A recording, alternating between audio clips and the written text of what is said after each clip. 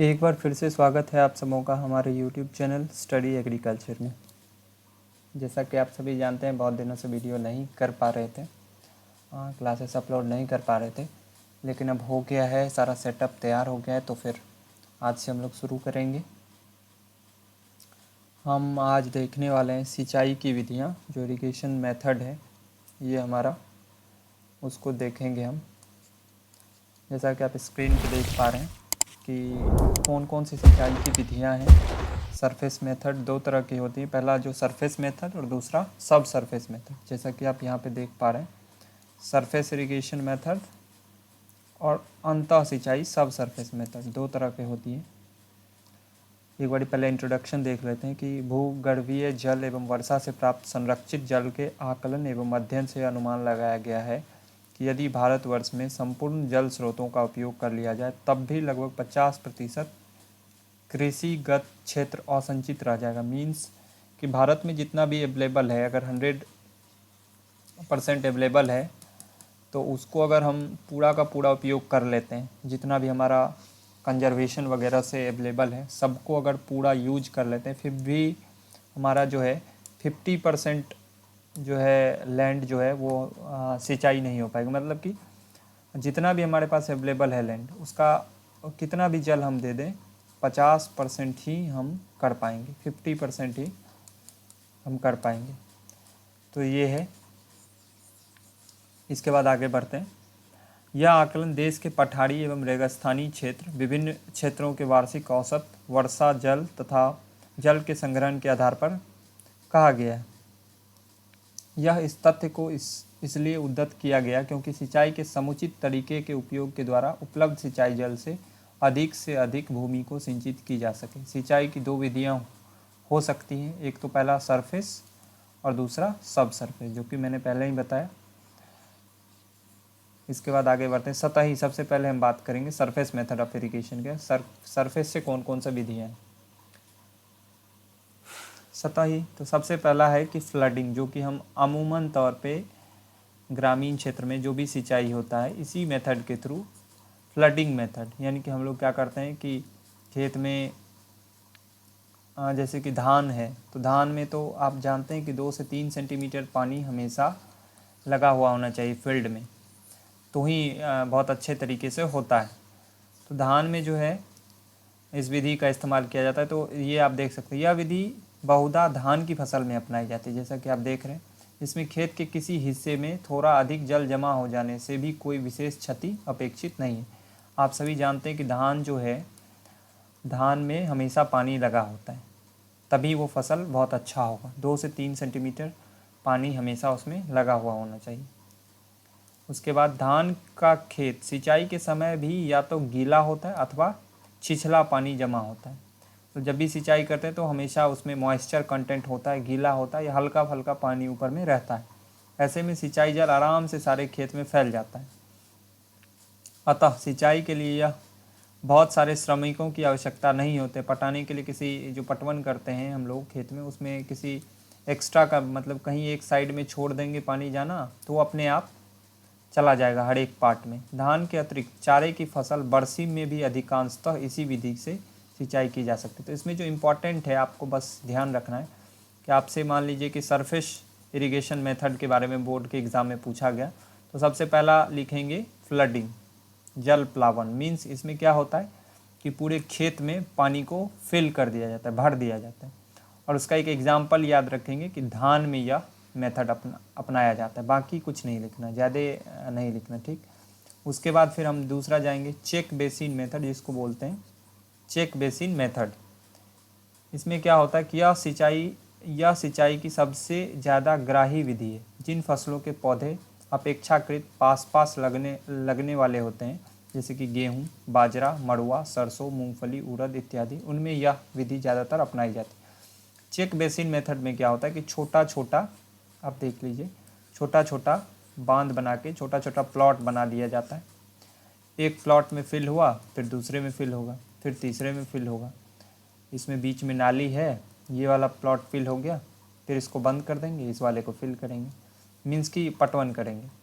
फिर ये वाला हो गया, बीच में नाली है, तो इस वाले को फिल कर दिया, फिर इसको क्लोज कर देंगे, इधर वाले को खोल देंगे। तो ये मेथड विशेषतः आपको ध्यान रखना है, चेक बेसिस मेथड मैक्सिमम ये यूज किया जाता है फसलों में। और ये गेहूँ एग्जाम्पल बाजरा, मड़ुआ, सरसों, मूंगफली, उड़द इत्यादि में यह विधि अपनाई जाती है। इसके बाद है यह विधि में पूरे खेत को छोटे छोटे टुकड़ों में विभाजित कर उनकी क्रमिक सिंचाई की जाए। जैसा कि मैंने पहले ही बताया कि स्मॉल पार्ट में आपका बहुत बड़ा लैंड है, बहुत बड़ा ज़मीन है, उसको क्या करता है छोटे छोटे पार्ट में डिवाइड कर दिया जाता है। ये आप देख लीजिए, छोटे छोटे पार्ट में डिवाइड कर दिया गया। बीच से जो हमारा क्यारी है तो पहले इस वाले में खोल के इसको पटा दिया गया, फिर इसको क्लोज कर दिया गया, बंद कर दिया गया, फिर इसको पटाया गया, फिर इसको बंद कर दिया गया, फिर इसको पटाया गया, फिर इसको बंद कर दिया गया, इसको पटाया। इसी तरीके से इसमें सिंचाई होती है। फिर हमारा क्या है, छोटे छोटे टुकड़ों में विभाजित कर उनकी क्रमिक सिंचाई की, मतलब क्रमशः, मतलब रेगुलरिटी उसमें बढ़ता जाता है कि पहले एक को, फिर दूसरे को, फिर तीसरे को, इस तरीके से, ताकि खेत के संपूर्ण भाग समान रूप से सिंचित हो और कहीं जल जमाव नहीं हो। इसमें जो है वाटर, जो धान में जैसा कि फ्लडिंग मेथड है, धान की तरह इसमें पानी लगा हुआ नहीं होना चाहिए। इसको सिर्फ आपको ज़मीन को भिंगा देना है अच्छे तरीके से। जल जमाव का अर्थ है जड़ क्षेत्र में उपस्थित सारे मृदा रंध्र, जो भी स्मॉल पोर्स हैं, में जल का भर जाना। तो जो भी जल जमाव का मतलब है कि जो भी हमारा स्पोर्स है, मिट्टी का जो स्पोर्स है जिसके अंदर एयर रहता है और वाटर का प्रोपोर्शन रहता है, वो पूरी तरह से फिल हो जाना। दीर्घ रंध्र जो माइक्रोपोर्स है, जिनमें सामान्य रूप से वायु स्थित होती है, उनमें भी हवा भर जाती है। ठीक है, फलस्वरूप जड़ों की कोशिकाएं तक का वायु संचार बाधित हो जाता है और वहाँ की कोशिकाएं की सांस अवरुद्ध। अगर पानी ज़्यादा हो जाएगा तो ऑक्सीजन नहीं मिल पाएगा प्लांट को, जिससे प्लांट डेड हो जाएगा। तो इसीलिए उसको इतना ही पटाना है, बहुत ज़्यादा नहीं पटा देना है, सिर्फ भिंगा देना है, जिससे कि मॉइस्चर कंटेंट मौजूद हो जाए। तो यही है। फिर उसके बाद है कि फलस्वरूप ये हो गया, पौधों को क्षति पहुंचाती है, उसकी क्षतिपूर्ति कभी नहीं हो पाती। इसके अतिरिक्त यह जमा जल अपने साथ घुलनशील पोषक तत्वों को जड़ क्षेत्र से नीचे ले जाकर पौधे के लिए अप्राप्य बना देती है। और जो पानी एक्स्ट्रा पानी है तो वो क्या हो जाता है, लीचिंग लॉस, हम लोग इसको बोलते हैं लीचिंग लॉस, जो कि यहाँ पे आप देख सकते हैं, लीचिंग लॉस ये हो जाता है। मीन्स कि पानी में घुल जाता है जो भी हमारा न्यूट्रिएंट्स है और वो ज़मीन के अंदर चला जाता है। तो इसलिए ज़्यादा पटवन नहीं करना चाहिए। आप लोगों को देखते होंगे पानी पटाने गए, छोड़ दिए, पूरा एकदम जा रहा है पानी, बर्बाद हो रहा है, तो उससे नुकसान ही है, उससे फ़ायदा नहीं। इसके अपेक्षा आप ये कर सकते हैं कि एक बार पटवन दिए, फिर दोबारा दिए। अगर आप 4 पटवन दे रहे हैं गेहूं में तो उसकी जगह पे 5 दे दीजिए, आप 5 पटवन दे दीजिए, लेकिन आप उसको ओवर फ्लडेड मत कीजिए। गेहूं के फसल में ओवर फ्लडिंग बहुत हानिकारक है। गेहूं या सिर्फ धान में फ्लडिंग बहुत अच्छा होता है, और बरसीम में, जैसा कि आप देख पा रहे थे ऊपर हमने देखा है, बरसीम की फसल में और धान में, बाकी में ये जो ये मेथड है ये सही नहीं है। फिर हम नीचे आते हैं। उसके बाद हमारा क्या है कि चेक बेसिन विधि में सामान्यतः पूरे खेत को वर्गाकार टुकड़ों में विभाजित करते हैं। हर टुकड़े हल्के मेड़ से घिर जाते हैं। ये मेड़ रीचड़ या देसी हल से बनाई जाती है, जिनमें कुदाल से इस हल की मरम्मत की जाती है। सामान्यतः एक नाला से आने वाला जल धारा अगल बगल के 2 कतारों के टुकड़ों को सिंचाई करती है। जैसा मैंने पहले ही बता दिया, इन टुकड़ों का आकार सामान्यतः 4 मीटर गुना 3 मीटर से लेकर 6 मीटर गुना 5 मीटर तक रखा जा सकता है। जल के बहाव और मिट्टी की बनावट के आधार पर टुकड़ों का आकार निर्भर करता है। यदि मिट्टी में बालू का अंश ज़्यादा है तो टुकड़ा अपेक्षाकृत छोटे होने चाहिए, और इस विधि से श्रमिकों की आवश्यकता अपेक्षाकृत अधिक होती है। निकाई गुड़ाई के बाद नालियों एवं मेरों की हल्की मरम्मत करनी होती है। यह विधि समतल भूमि के लिए ज़्यादा उपयुक्त है। तो चेक बेसिन मेथड जो है, जो कि प्लेन लैंड है, हमारा समतल भूमि है, जो बिहार का क्षेत्र है समतल भूमि में माना जाता है, तो समतल भूमि में ही ये अच्छा माना जाता है। ठीक है, और मैंने इसका पूरा प्रोसेस आपको बता दिया कि एक आपका लैंड है, ये लैंड है, बीच से ये आपका पटवन के लिए नाला है, और बीच बीच से छोटा छोटा मेर बना लिया जाता है। ठीक है, इसी तरीके से बना लिया जाता है, 4-5 टुकड़ों में डिवाइड कर दिया गया। पहले इसको पटाना है, फिर इसको, फिर इसको, फिर इसको, फिर इसको, फिर इसको, इस प्रकार से पटाना है और बहुत ज़्यादा ओवर फ्लडेड वाटर से नहीं करना है। आगे बढ़ते हैं। हमारा जो अगला मेथड है, इसमें सिर्फ आपको याद रखना है कि सबसे पहले क्या कि जो इरिगेशन मेथड है, तो पहला मेथड क्या है हमारा, फर्स्ट मेथड जो हमारा है फ्लडिंग मेथड, जिसको हम लोगों ने देखा फ्लडिंग मेथड, ठीक। दूसरा हमारा हो गया चेक बेसिन मेथड। तीसरा हमारा क्या है, बॉर्डर मेथड, नाम से ही आप लोग समझ रहे हैं बॉर्डर मेथड। इसमें आपको सिर्फ सवाल क्या रहते हैं कि आपको सरफेस और सब सरफेस, जैसा कि मैंने पहले ही बताया, सरफेस और दूसरा है हमारा सब सरफेस, दो मेथड होता है। तो सरफेस मेथड आपको जब सिंचाई की विधियां होंगी तो सबसे पहले आप लिखेंगे कि सिंचाई दो प्रकार से हो सकती है, पहला सरफेस, दूसरा सब सरफेस। तो सतही सिंचाई और अंतः सिंचाई। तो फिर सतही के को फिर एलोबरेट करेंगे, उसको एक्सप्लेन करेंगे। अगर आपको बड़ा सवाल पूछा गया है, बड़े 5 मार्क्स 8 मार्क्स के लिए अगर सवाल है, 5 मार्क्स के लिए सवाल है, तो उसमें आप क्या करेंगे, पहले इसको ये कर देते हैं। तो आप देखिए, अगर 5 मार्क्स के लिए तो उसमें क्या करेंगे कि सबसे पहले सरफेस मेथड है, फिर उसमें पॉइंट करके लिखेंगे। पहला लिखेंगे जल प्लावन विधि, जल प्लावन, या इंग्लिश में अगर लिखना है तो फ्लडिंग मेथड। फिर उसका फ्लडिंग मेथड के बारे में क्या लिखेंगे, उसके बारे में लिखेंगे यह विधि किस में अपनाई जाती थी। यह विधि धान में अपनाई जाती है और इसमें क्या किया जाता है कि सिंचाई में पानी की पर्याप्त मात्रा, पूरा पानी को है फिल कर, जल जमाव करना होता है इसमें। दूसरा हमारा क्या है, check basin method. Check basin method का एग्जाम्पल याद रखेंगे, गेहूँ, मरवा, सरसों, मूंगफली, उड़द। और इसमें क्या किया जाता है, तो चेक बेसिन बनाया जाता है, मतलब छोटा छोटा टुकड़ा में अपने लैंड को डिवाइड कर दिया जाता है। हिंदी में लिखेंगे चेक बेसिन बनाया जाता है, और इस प्रकार से इसकी। फिर तीसरा हमारा, इसी तरीके से हम हर एक में लिखेंगे। फिर तीसरा लिखेंगे बॉर्डर मेथड, जो हमारा तीसरा मेथड है बॉर्डर मेथड है। इसी प्रकार से आगे फिर लिखेंगे जो बेसिन मेथड है। फिर इसी प्रकार से आप लिखेंगे फरो मेथड है। फिर इसके बाद स्प्रिंकलर मेथड है, ड्रिप इरिगेशन है। तो इसके बारे में हम लोग चर्चा करेंगे आगे, आप देख पा रहे हैं। तो अभी पहले हम इसको रब कर देते हैं, उसके बाद हम बाकी का मेथड देखेंगे। जो हमारा बॉर्डर मेथड है अगला, उसको देखेंगे। पहले इसको मिटा लेते हैं एक बार।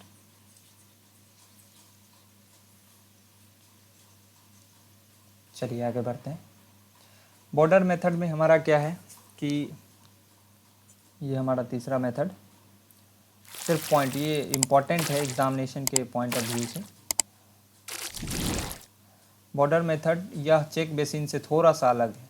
इसमें क्या होता है, चेक बेसिन से अलग रूप है जो कि अपेक्षाकृत ढलुआ खेतों के लिए ज़्यादा उपयुक्त। इसमें मिट्टी की बनावट, जल की धारा और फसल के अनुरूप टुकड़ों की चौड़ाई 3 से 15 मीटर और लंबाई 30 से 300 मीटर तक रखी जा सकती है। यद्यपि अधिकांशतः टुकड़ों की चौड़ाई 3 से 5 मीटर तथा लंबाई 30 से 50 मीटर तक रखी जाती है। खेत के टुकड़ों की लंबाई ढाल की ओर रखी जाती है। एक बार में एक टुकड़े में जल छोड़ा जाता है। यह विधि हल्की मिट्टियों के लिए ज़्यादा उपयुक्त नहीं होगी। जब पानी खेत के टुकड़ों की लंबाई के 70% भाग तक पहुंच जाता है तो पानी का मुंह दूसरे टुकड़े की ओर मोड़ दिया जाता है। पहले टुकड़े का शेष भाग बहाव के क्रम में स्वतः पट जाता है। इस विधि में चेक बेसिन विधि की अपेक्षा कम श्रमिक होते हैं। अब इसको आप समझने का प्रयास कीजिए। देखिए मैं आपको अच्छे से बताता हूँ, आपको बहुत आसानी से समझ में आ जाए। इसको रब कर देते हैं। बॉर्डर मेथड में क्या है कि ये हमेशा ढलुआ जो है, मीन्स देख लीजिए, ये हमारा लैंड है, ये हमारा लैंड है। हम मान लेते हैं कि चेक बेसिन की तरह ही इसमें आप देखिए, ये हो गया, बीच से हमारा फरो जा रहा है, ये हो गया, ये हमारा लैंड हो गया। अब मान लेते हैं इस डायरेक्शन में ढलान है, मीन्स ये वाला पार्ट ऊंचा है, ये वाला ऊंचा है और ये वाला नीचा है, नीचा भाग। इसी प्रकार से ये वाला भाग इस डायरेक्शन में। अब मान लेते हैं कि कहीं ऐसा ना हो के इसको चेंज कर देते हैं, एक मिनट, इसको चेंज कर देते हैं, इस डायरेक्शन में नहीं करके इस डायरेक्शन में करते हैं कि इस तरीके से ढलान है कोई, ये हमारा लैंड है और ये वाला ऊंचा है और ये नीचा है, नीचा भाग है, ठीक है। तो हम क्या करेंगे कि इसमें जो है इस लैंड में इस तरफ से पानी एंट्री हो रहा है, इधर से पानी इंटर कर रहे हैं, तो यहाँ पे छोड़े इसका जब 70% पार्ट 70% भाग यानी कि लगभग इसके आसपास तक पानी पहुँच जाएगा, तो हम क्या करेंगे इस वाले पार्ट से जो हमारा पानी इधर से हम दे रहे हैं, इधर से पानी दे रहे हैं, इसको बंद कर देंगे, इसको बंद कर देंगे और दूसरे साइड जो इधर हमारा होगा इसमें पानी को चला देंगे। 70% भाग में जब हमारा पानी चला गया है तो जो 30% भाग हमारा बच गया है जहाँ पे पानी नहीं पहुँचा, क्योंकि ये जो ढलान है इसके वजह से स्वतः खुद ब खुद ये पानी नीचे की ओर चला जाएगा, पानी एक्स्ट्रा देने की ज़रूरत नहीं। तो बॉर्डर मेथड का यही उपयोग, ठीक है। तो ये हमेशा किस एरिया में होता है, जहाँ पे ज़मीन जहाँ पे हमारा ढलान है, जिस जगह पे ढलान है, ढलान वाले क्षेत्र में ये होता है, ठीक है। इसको रब कर देते हैं, फिर हम आगे की तरफ बढ़ेंगे, ठीक है। इसको चेंज कर लेते हैं, ठीक। ये आप बॉर्डर विधि का डायरेक्शन देख सकते हैं। अब देखिए कि ये हमारा चैनल है, ये हमारा चैनल है, ये हमारा बना दिया गया इस साइड, ये लेंथ है, ये विड्थ। देखिए ये वाला पार्ट ढलान वाला पार्ट है, ये वाला ढलान वाला पार्ट है, पानी इधर से जा रहा है, इधर से जा रहा है।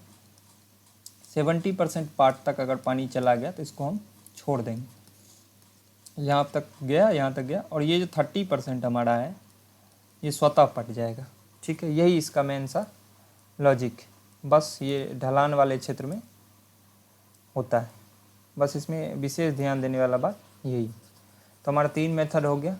अब हमारा नेक्स्ट मेथड है बेसिन विधि।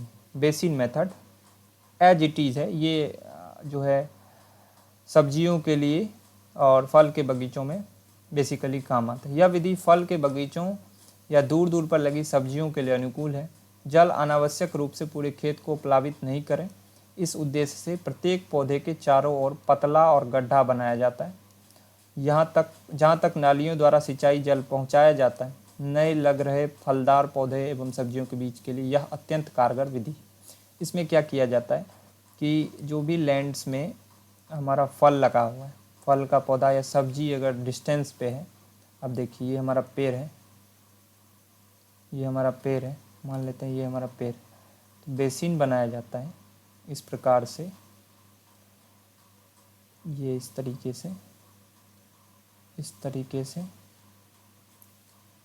ये बेसिन बनाया जाता है और इसके आसपास जो है पतला ये यहाँ तक पानी पहुँचाया जाता है और पूरा डीप नहीं दिया जाता, क्योंकि आप जानते हैं ओवर फ्लडेड करने से वो उसका जड़ समाप्त हो जाएगा और नुकसान हो जाएगा, वो प्लांट मर भी जाएगा। तो इसी बेसिस पे ये बेसिन मेथड, ये बेसिकली आपको ध्यान रखना होगा। बेसिन मेथड किस में, तो फल एवं सब्जियों के लिए सबसे उपयुक्त विधि कौन सा है, बेसिन मेथड। ये हो गया हमारा। उसके बाद हमारा जो नेक्स्ट है फरो मेथड, ये भी बहुत ही कारगर मेथड है और ये बहुत जगह पे अपनाई जाती है और बहुत, जिसको बोलते हैं बहुत आसानी से। इसमें क्या है तो देखते हैं, इसको हिंदी में कुंड विधि बोलते हैं। कुंड मीन्स आप अच्छे से समझ पा रहे हैं, ये नाला जिसको हम लोग बोलते हैं, ठीक है। यह एक अत्यंत उत्तम, कारगर एवं सहजता से अपनाई जाने वाली सिंचाई विधि। इसमें जल का बेहतर उपयोग होता है। यह विधि दूर दूर पर लगाई जाने वाली फसलें जैसे मक्का, गन्ना, आलू इत्यादि के लिए उपयुक्त है। कुछ फसलों में पौधे के गिरने से बचाने के क्रम में अथवा स्वयं पौधे रोपनी जैसे कि आलू और गन्ना के क्रम में पंक्तियों के बीच मेर एवं नाली बन जाते हैं। जैसा कि आप देखते होंगे कि गन्ना हो, मक्का में भी और आलू में हम लोग जब रुपाई करते हैं तो वो इस तरीके से ऊंचा मेर बनाया जाता है। आप देखते हैं ऊंचा मेड़ बनाया जाता है और बीच में गड्ढा होता है। ये आप देखते होंगे, ये बीच में गड्ढा होता है और इस मेड़ पे मान लीजिए आलू है तो ऐसे ऐसे लगाया गया, ऐसे ऐसे लगाया गया। तो ये जो गड्ढा है ये डीप होता है, गड्ढा होता है ज़्यादा आम फसल के अपेक्षा, जैसे कि गेहूँ हो गया, धान हो गया, उसके अपेक्षा ये गड्ढा होता है। तो ये फरो हुआ, उसी को नाला बोलते हैं, वो डीप होता है, बस उसमें अंतर बस इतना ही। ठीक है। कुछ फसलों के पौधे गिरने के लिए भी मिट्टी से वो बनाया जाता है। इन नालियों का उपयोग सिंचाई की बेहतर विधि के रूप में संभावित। कुछ सब्जियों एवं आलू की फसल में 5 से 6 क्यारियों के समूह के टुकड़े इस प्रकार बनाते हैं कि जल की धार अंदर ही अंदर सभी नालियों तक पहुंच जाए। जब एक समूह के कुछ के लिए पर्याप्त जल प्रवेश कर जाए तो जल की धारा को दूसरे समूह की ओर मोड़ देते हैं। कुंड विधि। फरो इरिगेशन सिस्टम के कुछ और भी वैज्ञानिक प्रयोग सफल हुए हैं। इसके सबसे सफल एक कुंड छोड़कर एक को सिंचाई करना। इसमें सिंचाई तो एक कुंड छोड़कर एक में की जाती है, पर क्षैतिज बहाव के कारण प्रत्येक कुंड की सिंचाई हो जाती तथा 25 से 30% सिंचाई जल की बचत भी हो जाती। वैसे भी यदि किसी पौधे को 40% जड़ों को जल मिल जाए तो वह पौधे के प्रत्येक अंग तक विकृत हो जाएगा। तो आप इसमें समझिए, इसका जो कुंड विधि है, इसमें एक नया टेक्नोलॉजी का जो है आप कह सकते हैं कि रिसर्च किया गया, जिसमें कि प्रयोग में पाया गया कि जो है पानी को कैसे बचा जाए। तो आप देखिए, आप समझने का प्रयास कीजिए। ये हमारा हो गया, ये हमारा कुंड, फिर ये हमारा बेसिन मेर, फिर ये हमारा कुंड, फिर ये हमारा बेसिन, फिर ये हमारा कुंड। तो क्या होता है ना कि इसमें लगा हुआ है फसल, इसमें फसल लगा हुआ है, इसमें फसल लगा हुआ है, इसमें फसल लगा हुआ है, इसमें।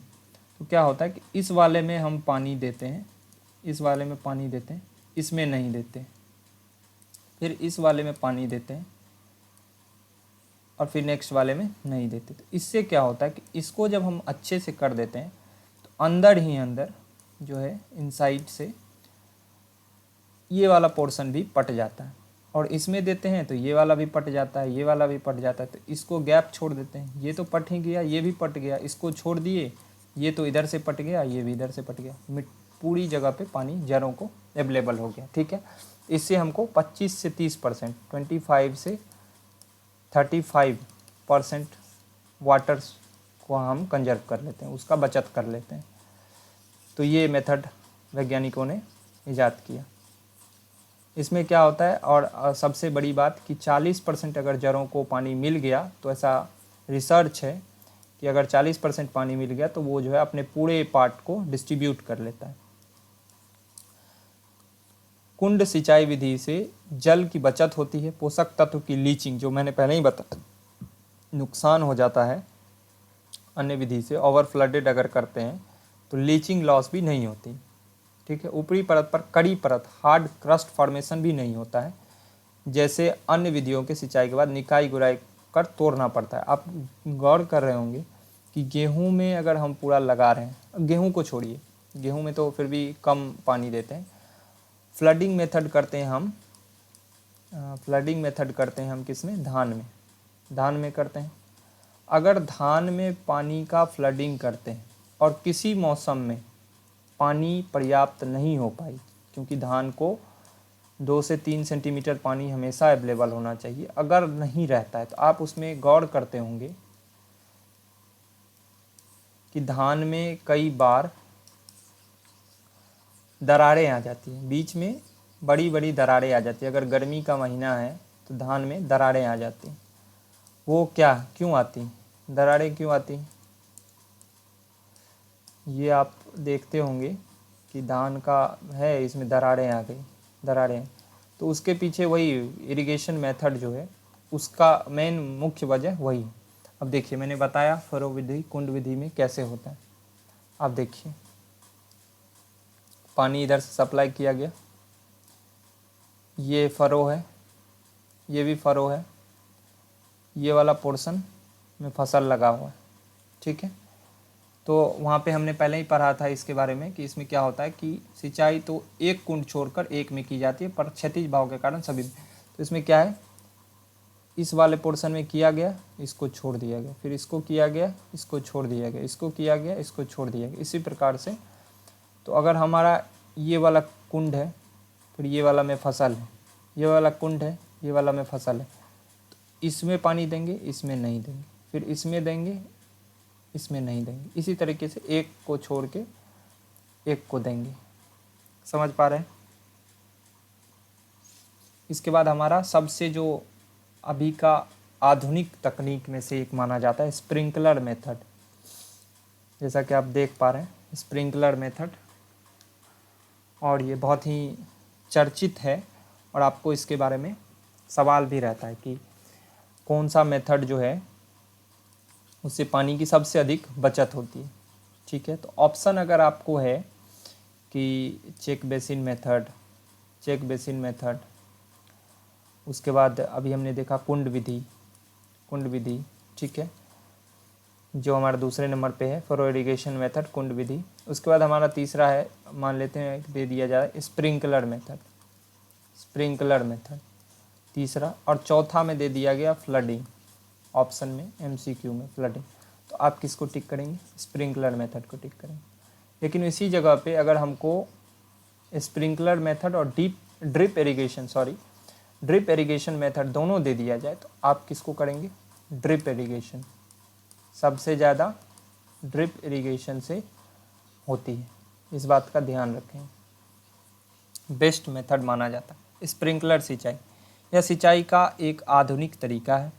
इसमें जो छिद्र युक्त धातु का नलियों से जल प्रवाह कराया जाता है। ये धातु नलियों की फसल के ऊपर से वर्षों की तरह फुहारे छोड़ती है। यह आवश्यकता भर जल पौधे को प्राप्त हो जाता है। स्प्रिंकलर सेट खोलकर खेत के दूसरे भाग में खड़ा कर एवं वहां सिंचाई शुरू कर देते हैं। यह स्प्रिंकलर सेट ट्रांसपोर्टेबल होता है। इस विधि में जल की जरा भी बर्बादी नहीं होती और उपलब्ध जल से अधिक क्षेत्र में सिंचाई हो जाती है। अपने प्रारंभिक भारी खर्च एवं समय समय पर नलिकाओं के रिप्लेसमेंट की आवश्यकता के कारण यह विधि बहुत पॉपुलर लोकप्रिय नहीं हो पाई, परंतु यह खर्च वहन कर सकते हैं, उचित रखरखाव में तत्पर रह सकते हैं, उनके लिए यह अत्यंत कारीगर विधि। तो आप समझ पा रहे हैं इसमें क्या होता है, इसको हम ये देख लेते हैं, अच्छे से समझ लेते हैं कि क्या होता है। स्प्रिंकलर मेथड एक जो हमारा पाइप होता है, एक मान लीजिए कि ये एक बड़ा सा पाइप है, ये पाइप है, इसमें क्या होता है कि हर जगह छोटा छोटा छेद होता है। ठीक है, छोटा छोटा छेद होता है। इस छेद से पानी के फुहारे ऊपर की तरफ निकलते हैं और बारिश की तरह, बारिश के जल की तरह, जैसे लगता है कि वर्षा जल हो रही है, उसके तरह बारिश होती है। तो इससे क्या होता है कि जितना अवेलेबल ज़रूरत है, मतलब जितना भी हमारे पास क्या बोलते हैं वो आवश्यकता है, पानी की आवश्यकता है फसल को, सिर्फ उतना ही उसको दिया जाएगा, उससे ज़्यादा नहीं उसको, मतलब इसका जो एक क्या बोलें, इसकी शुरुआत जो है, ये इरिगेशन जो हमारा हुआ है स्प्रिंकलर मेथड का, इसकी शुरुआत, ये जो मतलब तकनीक है, इजराइल के द्वारा विकसित की गई थी। इजराइल कंट्री है, इजराइल कंट्री के द्वारा इस तकनीक का विकास किया गया था और वहीं से पूरे विश्व में। लेकिन ये तकनीक बहुत ज़्यादा कारगर इसलिए साबित नहीं हो क्योंकि इसका जो इनिशियल कॉस्ट है, शुरुआती खर्च जिसको कहते हैं, सामान वगैरह खरीदने में, तो वो बहुत है। क्योंकि क्या होता है कि आप इसको लगाए खेत में तो सेट कर दिए, फिर जब दूसरे पार्ट में करना है तो फिर उखाड़ के आपको, या अगर पूरे खेत में लगा भी दिए तो फिर जब फसल ख़त्म हो जाती है, मतलब जब कटाव हो जाता है, उसका मैच्योर हो जाती है फसल, उसके बाद आपको इसको हटाना होगा। नहीं हटाएंगे तो फिर अगर अगली जुताई करेंगे तो उसमें नुकसान हो जाएगा, सारा का सारा ख़त्म हो जाएगा। तो ये एक नुकसान इसका था और इसलिए इस ज़्यादा पॉपुलर नहीं हो पाया। तो हमारे कंट्री में, इंडिया में ये मेथड, और ये बहुत लार्ज स्केल के लिए यूज़फुल तो है, है तो हर एक इसमें यूजफुल, लेकिन बहुत लार्ज स्केल में बहुत ज़्यादा खर्चीला है। तो आप समझ सकते हैं कि ये इसलिए लोकप्रिय नहीं हो पाए। जो हमारा ड्रिप इरिगेशन है, जिसको बोलते हैं टपक सिंचाई विधि या बूंद बूंद सिंचाई विधि, जो ये आप देख सकते हैं स्प्रिंकलर सिंचाई का, ये आप फोटो देख सकते हैं कि इस तरीके से इसमें नल की तरह होता है, ऐसा ही होता है। फिर हमारा ड्रिप इरिगेशन 7वां जो है, इसमें क्या होता है कि जो हमारा फसल है उसके जड़ के पास बूंद बूंद पानी गिरता है। जो जड़ है, ये फसल है तो ये इसमें भी ऐसे ही लगा हुआ होता है, लेकिन ये जड़ के पास पानी बूंद बूंद तरीके से गिरता है। तो ये बहुत ही उत्तम विधि मानी जाती है, इसलिए इसके बहुत सारे रीजन। पहला तो इसमें जल का संरक्षण होता है, ये सबसे ज़्यादा होता है। दूसरा क्या है कि मिट्टी में उतनी ही पानी दी जाती है जितना की आवश्यकता है, और इससे क्या होता है कि वर्षा जल से भी ज़्यादा, मतलब हमेशा नमी बनी रहती है, जब जो उपयोगिता है वो हमेशा बनी रहती है। यह सिंचाई विधि विज्ञान की यांत्रिक विधियों का नमूना है। इसमें पानी का स्प्रिंकलर विधि से भी अधिक बेहतर उपयोग होता है, ताकि उससे उस पौधे तक बूंदों से पहुंचाता है, उस पौधों तक बूंदों से, इसलिए इसे ड्रिप इरिगेशन कहते हैं। ठीक है, मैंने पहले ही बताया कि अगर आपको क्वेश्चन पूछा जाए कि कौन सी विधि सबसे बेहतरीन है MCQ में, तो आप ड्रिप इरिगेशन सिस्टम को टिक लगाएंगे। ड्रिप इरिगेशन में सबसे ज़्यादा, आपको BCEC के एग्ज़ाम में भी अगर पूछा जाए तो ड्रिप इरिगेशन में सबसे ज़्यादा पानी का बचाव होता है, इस बात का ध्यान रखेंगे। ये हमारा हो गया। फिर हम नीचे की तरफ आते हैं। स्प्रिंकलर सिंचाई और ड्रिप सिंचाई में एक और भारी अंतर होता है। स्प्रिंकलर सिंचाई में सारा सेट हटा कर सिंचाई की जाती है। आपको मैंने पहले ही बताया कि एक पार्ट से दूसरे पार्ट में चेंज करना पड़ता है, जबकि ड्रिप सिंचाई सेट एक ही जगह पर फिक्स होता है। ये जो है फिक्स कर दिया जाता है। सामान्यतः विधि को औद्योगिक फल, सब्जी एवं औषधीय फसल के लिए प्रयोग किया जाता है। इसमें भी पानी धातु नालियों द्वारा पहुँचाती है। जहाँ पौधे की जड़ होती है वहाँ नालियों में छिद्र होता है, जिनसे कि पानी की बूंदें टपकती हैं। आवश्यकता अनुसार पानी का बहाव खुला या बंद किया जा सकता है। यह विधि केवल अत्यंत उच्च मूल्य वाले उत्पाद में ही प्रयोग में लाया जाता है। तो अत्यंत जो मूल्य वाले, जिसको हम कैश क्रॉप बोलते हैं, जिसका कि कैश क्रॉप में भी जो कि बहुत पैसे वाली, मतलब जो बहुत अच्छा पैसा दे सकता है उसमें, क्योंकि ये भी विधि महंगा है, लेकिन इसमें परमानेंट मेजर है, ये परमानेंटली बिछाया जाता है और मेटल का बना हुआ पाइप होता है, और वो एकदम जहाँ जहाँ हमारा पौधा है, पौधा उसी के अनुरूप होता है। जहाँ जहाँ उसका छिद्र होता है वहीं पौधा लगाया जाता है, या फिर ये कहें कि पौधा लगाया जाता है इसी के आधार पे। ठीक है, ये आप देख पा रहे हैं कि पौधा इसी जगह पे है, इसी जगह पे है, ये पौधा है, ये पौधा है, और यहाँ पे पानी बूंद बूंद आप देख रहे हैं। ये सरफेस देख रहे हैं, इसमें पानी बस उसी जगह पे पानी दी जाती है। ठीक है, इसके बाद है हमारा, हमने सिंचाई की विधियां देख ली उधर। अब हमारा जो नेक्स्ट है भूमिगत सिंचाई विधियां। ठीक है, यह अत्यंत ही आधुनिक और भारी लागत वाली विधि है भूमिगत सिंचाई में। एक मिनट, इसको सेलेक्ट कर लें। ठीक, यह अत्यंत ही आधुनिक और भारी लागत वाली विधि है। इसमें भूमि की निचली परतों में धातु की नलियों द्वारा जल प्रवाहित होता है। यह खेत के वांछित हिस्सों को सिंचाई जल नीचे ही नीचे उपलब्ध कराता है। आवश्यकता अनुसार सिंचाई जल प्राप्त होते ही नलों में प्रवाह बंद कर दिया जाता है। इस विधि का प्रयोग अभी अनुसंधान क्षेत्र तक ही सीमित है। इसका सबसे बड़ा फायदा है कि जमीन का वह हिस्सा जिससे सिंचाई की नालियों छोटी हो या बड़ी हो दौड़ती थी, वह भी खेती में प्रयुक्त हो जाता है। स्प्रिंकलर सिंचाई में भी यह लाभ प्राप्त होता है। तो भूमिगत जो है वो क्या होता है कि अंडरग्राउंड वाटर, इंटरनली पानी पहुंचाया जाता है पार्ट में। ठीक है, और उसमें क्या होता है कि जो हमारा नाला बनाने में जो लैंड मिसयूज होता था, पानी पटाने के लिए जो हम नाला बनाते थे, वो बनाने की आवश्यकता नहीं पड़ती। तो ये इसका मुख्य जो कह सकते हैं बेनिफिट है भूमिगत। लेकिन ये बहुत महंगा है, इसीलिए इसको सिर्फ रिसर्च फील्ड में इस्तेमाल किया जाता है। आप देख पा रहे हैं कि सिर्फ इसका इस्तेमाल रिसर्च फील्ड में किया जाता है। इसके बाद हमारा जो नेक्स्ट टॉपिक है वो है, अब देख पा रहे हैं, जल निकास का महत्व एवं उनकी विधियाँ। ड्रेनेज सिस्टम ये क्यों इम्पॉर्टेंट है?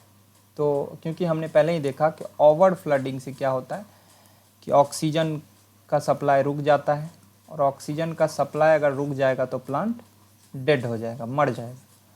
तो उस चीज़ को करने के लिए हमें ड्रेनेज फैसिलिटी, अपने जो खेत हैं उसमें जल निकास की बेहतर सुविधा और उसकी क्या क्या बेहतर सुविधा है उसके बारे में इसमें देखेंगे। तो ये ब्रीफ में हम देख लेते हैं। जल प्रबंधन में जितना महत्व सिंचाई का है, उससे किसी भी अवस्था में जल निकास का महत्व कम नहीं है। मैंने पहले ही कहा कि पानी दे देने से सिर्फ और भर देने से काम नहीं होगा, उससे क्या होता है, नुकसान भी हो सकता है। लीचिंग लॉस होगा, न्यूट्रिएंट लॉस होगा, हमारा जो न्यूट्रिएंट हमने दिया है खाद, वो भी नुकसान हो जाएगा, वो भी ख़त्म हो जाएगा, वेस्ट हो जाएगा, और प्लस पौधा भी मर जाएगा, तो उपज भी कम हो जाएगा, लागत भी अधिक हो जाएगी। सिंचाई के अभाव में हो सकता है कि उपज का कोई 1% कम हो जाए, पर जल निकास के अभाव में पूरी फसल देखते ही देखते नष्ट हो जा सकती है। कुछ फसलें जैसे मक्का, अरहर, आलू, गेहूं इत्यादि जल जमाव से अत्यधिक प्रभावित होती। सब्जियों पर भी इसका काफ़ी प्रतिकूल प्रभाव पड़ता है। रबी या जायद फसलों की मौसम की फसलें अपेक्षा खरीफ मौसम में जल निकास की अत्यधिक आवश्यकता, अत्यधिक महत्व है। इसलिए खरीफ फसलों में खेत की तैयारी के समानांतर जल निकास का भी प्रबंध कर लेना आवश्यक माना जाता है। तो जल निकास बहुत ही इम्पॉर्टेंट है। अब जल निकास निम्नलिखित स्थितियों या कार्यों को संपादित करता है। तो इसमें क्या है, जड़ क्षेत्र की मिट्टियों के दीर्घ रंध्रों, जो मैक्रोपोर्स हैं, से जल को निष्कासित कर उनमें वायु स्थापित कर कोशिकीय श्वसन व्यवस्था जो व्यवस्थित करना, जो कि ऑक्सीजन का जो है पौधों को उपलब्ध होने में मदद होता है। पौधों को जड़ में विकास की गति तीव्र कर अधिकाधिक पोषक तत्व का ग्रहण।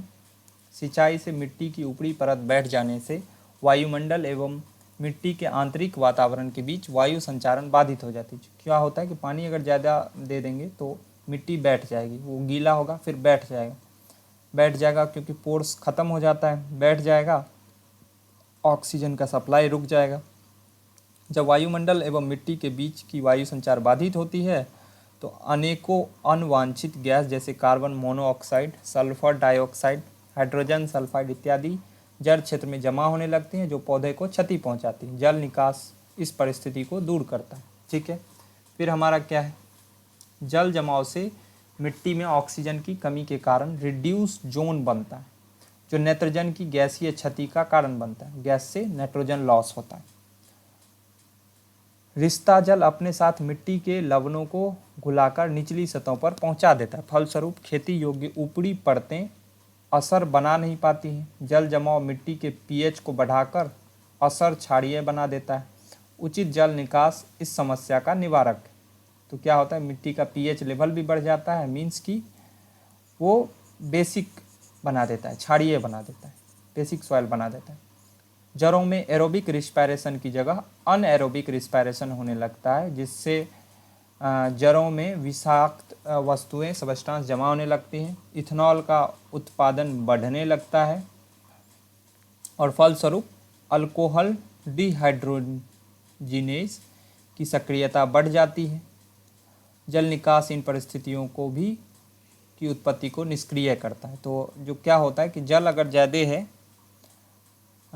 तो वो क्या करता है, एरोबिक रिस्पायरेशन को, जो कि हमारा ऑक्सीजन के प्रेजेंस में होता है, एरोबिक रिस्पायरेशन मेथड जो कि ऑक्सीजन के प्रेजेंस में होता है, ये जो है एरोबिक रिस्पायरेशन ऑक्सीजन के प्रेजेंस में केमिकल प्रोसेस है जो कि एनर्जी कार्बोहाइड्रेट से बनाता है। ऑक्सीजन उसमें इस्तेमाल होता है और कार्बोहाइड्रेट। ये अनएरोबिक में होता है जो कि ऑक्सीजन के अब्सेंट में ऑक्सीजन इसमें अवेलेबल नहीं होता है, तो एनारोबिक रिस्पायरेशन होने लगता है, जो कि एक तरह का सेलुलर रिस्पायरेशन है कि जिसमें कि ऑक्सीजन का इस्तेमाल नहीं होता है एनर्जी प्रोड्यूस करने में। तो वो फसल के लिए वो उससे क्या होता है कि नुकसान होता है। ठीक है, उसके बाद हम क्या करेंगे, आगे बढ़ते हैं। जिन क्षेत्रों में जल सिंचाई की अत्यधिक उपलब्धता होती है, जैसे कि नहरी या भारी वर्षा वाले क्षेत्र, वहाँ मिट्टी की ऊपरी परतें जैसे लवण की नियमितता स्थानांतरण बाधित होने के कारण भूमि धीरे धीरे असर बनाने लगती है। ऐसे क्षेत्र में खेतों के चारों ओर गहरी नालियों का होना आवश्यक है। जब कम वर्षा या बरसात के बाद के मौसम में लवण बहाकर खेत से दूर ले जाती। मोटे मोटे तौर पर जल निकास की दो विधियां हैं, वही फिर सतही जल निकास और सब सतही अंतः जल निकास, जो कि आप सरफेस और सब सरफेस दो मेथड, तो इसके बारे में चर्चा करेंगे। ठीक है,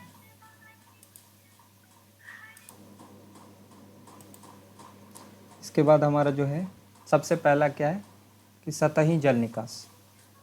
तो ये जो है हमारा सतही जल निकास, ये सबसे आसान तरीका है। फसल बुआई के साथ ही जल निकास की व्यवस्था सुनिश्चित कर ली जाती है। समय समय पर विशेषतः वर्षा के बाद सिंचाई नालियों को साफ करते रहना होता है। बहुधा सिंचाई के लिए प्रयुक्त नालियों अत्यधिक वर्षा की स्थिति में जल निकास का कार्य करती हैं।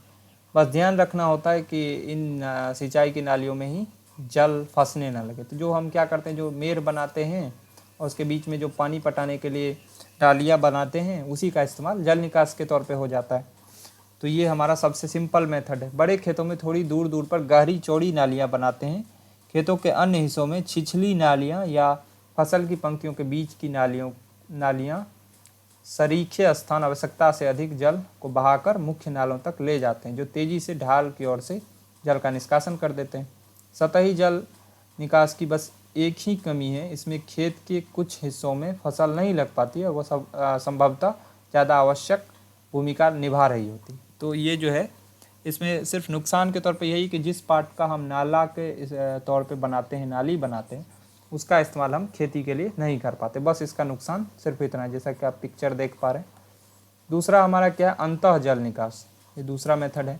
यह एक आधुनिक एवं अत्यंत खर्चीला विधि है। इसमें से क्या होता है, खेत में नीचे पक्की नालियाँ बनाई जाती जो अतिरिक्त जल का निकास कर बाहर ले जाती। आजकल यह प्रणाली बड़े बड़े खेल के मैदान में प्रयुक्त होता है। क्रिकेट ग्राउंड हो चाहे फुटबॉल ग्राउंड हो, उसमें अंडरग्राउंड वाटर सिस्टम बनाया जाता है, जहाँ कितना भी वर्षा हो जल को जमा नहीं होने दिया जाता है। खेती जैसे कम आय वाले उद्योग में इस विधि की भूमिका अभी कम ही है, तो उसमें तो इतना महंगा मेथड नहीं हो सकता इस्तेमाल। इसमें आप देख पा रहे हैं कि कैसे अंतः जल निकास की है, ड्रेनेज फिल करने के लिए बनाया गया। ये है, इसके अंदर से ड्रेनेज सिस्टम बनाया गया। ठीक है, अब हमारा जो है अगला टॉपिक है समस्याग्रस्त मिट्टियाँ एवं उनका प्रबंधन। तो इसको हम लोग अगले क्लास में देखेंगे, इसमें कौन कौन सा होता है। तो जो हमारा एसिडिक सॉइल होता है, सलाइन सॉइल होता है, फिर एसिडिक सोडिक सॉइल होता है, सोडिक सॉइल होता है। इसी प्रकार से हमारा जो है इसका फिर ये जो जितना भी मेथड, जो भी सॉइल का प्रॉब्लमेटिक सॉइल होता है, फिर इसका मैनेजमेंट कैसे होगा। सलाइन सॉइल, अल्कली सॉइल होता है हमारा, एक अल्कली सॉइल भी होता है, alkali soil, saline alkali soil भी होता है, सलाइन अल्कली सॉइल। तो फिर इसका जो प्रॉब्लम की वजह के बारे में कि क्यों होता है ये, किस किस क्या क्या रीजन है एसिडिक सॉइल फॉर्मेशन के, क्या क्या रीजन है क्या सलाइन सॉइल फॉर्मेशन के, क्या क्या अल्कली सॉइल के, और फिर हमारा है सलाइन अल्कली सॉइल के क्या क्या मुख्य वजह हैं, किस वजह से ये सब होता है, और फिर उसका मैनेजमेंट, उसके मैनेजमेंट के बारे में ये सब हम अगले क्लास में बनेंगे। और जैसा कि आप सभी पहले से जो जुड़े हुए हैं उनके लिए तो वीडियो रेगुलर आएगा। अभी 12th का है तो फिर 11th क्लास के जो हैं बच्चे उनके लिए भी वीडियो अपलोड हो जाएंगे। और जो नए आए हैं इस चैनल पे उनके लिए मैं कहना चाहूँगा कि आप ज़रूर चैनल को सब्सक्राइब कर लीजिए और बेल आइकन को प्रेस कीजिए। अगर वीडियो पसंद आया हो तो लाइक ज़रूर कीजिएगा, और अगर किसी तरह का कोई डाउट हो, कुछ भी हो, तो अब क्योंकि सब कुछ अवेलेबल हो गया है तो सारा डाउट को हम क्लियर ज़रूर करने का प्रयास करेंगे। उसके लिए अलग से वीडियो भी बना देंगे, इसके लिए कोई दिक्कत नहीं है। और दूसरी बात कि अगर आपने पहले हमारा वीडियो नहीं देखा है तो जाइए चैनल में, डिस्क्रिप्शन बॉक्स में मैं लिंक दे देता हूँ, आप जाएं और हर एक वीडियो को देखें पर्सनली। कहीं पे भी कोई दिक्कत हो तो आप हमें ज़रूर कमेंट बॉक्स में बताएं, हम उसका ये करेंगे। तब तक के लिए थैंक यू, धन्यवाद।